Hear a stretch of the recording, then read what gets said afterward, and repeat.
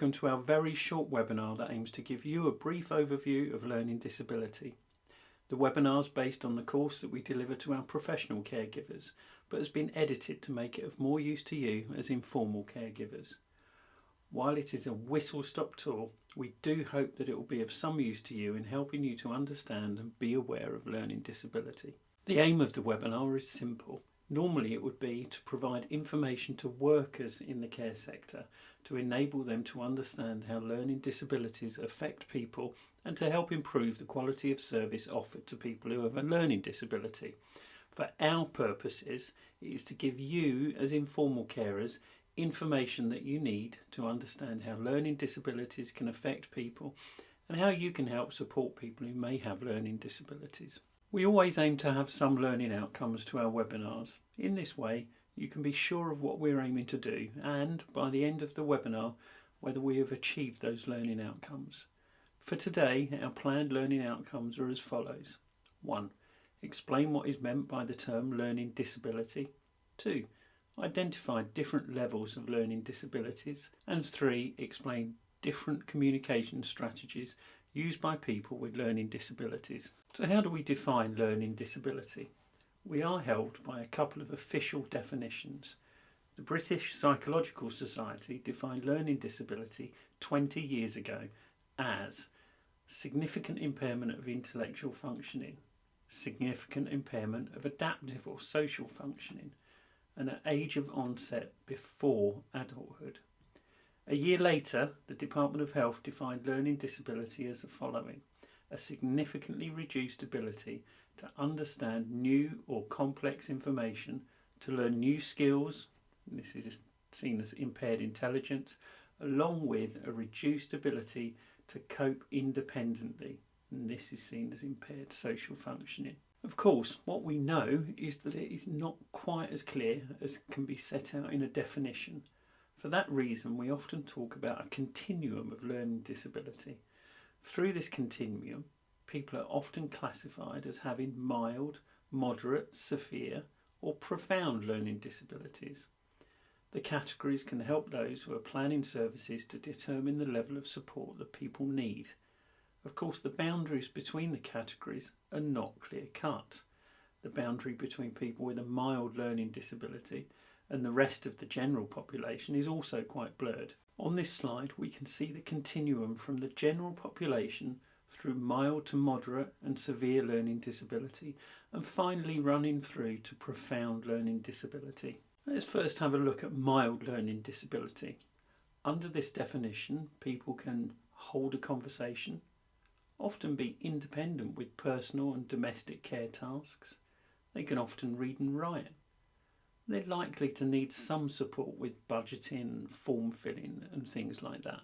People with moderate learning disabilities are likely to be able to communicate everyday needs and wishes verbally. They may need some support with personal care tasks, and they may be able to carry out some domestic tasks with some support. Those individuals with severe learning disabilities often communicate with basic words and gestures, may need a high level of support with domestic care tasks, may be able to carry out some personal care tasks with support, but may have additional medical and mobility support needs. Finally, let's have a look at profound and/or multiple learning disability.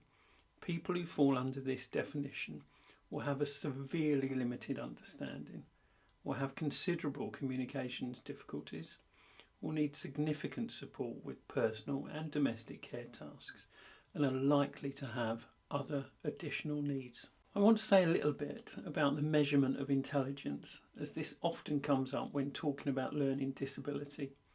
Historically, we have measured intelligence with an IQ score. The average intelligence has been measured with an IQ score of somewhere between 85 and 115.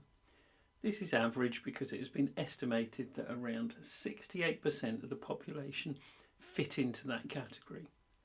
Genius level is reckoned to be anyone who scores over 145 on an IQ test. IQ scores have been ascribed to all four of the categories that I've just described. But of course, intelligence is not as simple as that. I think that this statement sums it up perfectly. Everybody is a genius, but if you judge a fish by its ability to climb a tree, it will live its whole life believing that it's stupid. Because intelligence is multifaceted. It can be, for instance, the ability to create an effective product or offer a service that is valued in a culture. It could be a set of skills that make it possible for a person to solve problems in life. Also, the potential for finding or creating solutions for problems, which involves gathering new knowledge. The American psychologist Howard Gardner proposed a theory of multiple intelligences. This theory challenged the traditional notion that there is one single type of intelligence, sometimes known as G for general intelligence, that only focuses on cognitive abilities.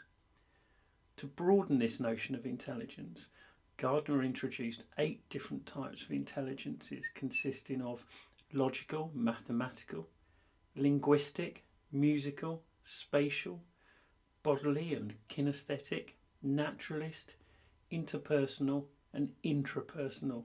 So it's important to consider when you are caring for someone with learning disabilities, which type of intelligence would this person score highly on? What job or role do you think they would be really good at? And this is why terminology can be so important. Labels can be problematic, but they also allow us to make sure that people who need extra help can get it.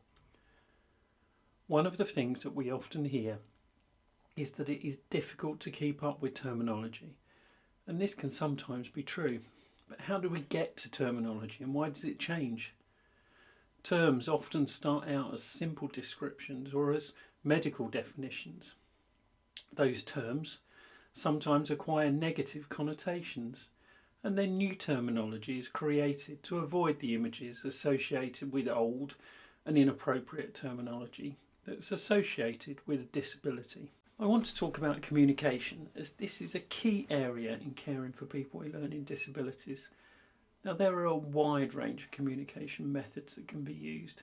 Many of these are included on this slide, include verbal language, British Sign Language, PECS, using objects of reference, leading people to things, pointing at pictures, facial expressions and body language, communication books, and of course, behaviour. For those of you who do not know, PECS stands for Picture Exchange Communication System. Here you can see some examples. It's incredibly useful. I also want to say something about the use of behaviour as a method of communication.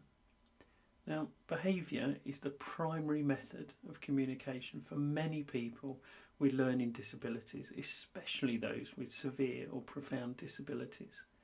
However, we all communicate via our behaviour at times, especially when we're angry or frustrated. It's the role of those supporting people with learning disabilities to work out what is being communicated by a particular piece of behaviour. When we understand that, we can respond appropriately. So what can we do to make sure that people with learning disabilities understand when we're communicating with them? We can speak clearly. We can make sure we use only plain words, that we do not use more than one working word in any sentence, that we find a quiet place without distractions, that we check back frequently with the person we're communicating with. Have I got that right? That we use aids, for example, drawings, pictures, objects, that we allow time, that we do not rush, and that fundamentally we use a person-centred approach. Thank you for joining us on our whistle-stop tour of learning disability. We do hope that you found it of some use. There are many organisations that can support you if you care for someone with a learning disability. A great first stop is MenCap. They have many local charities, and you can find out more about them by going online at mencap.org.uk. Thanks once again for joining us.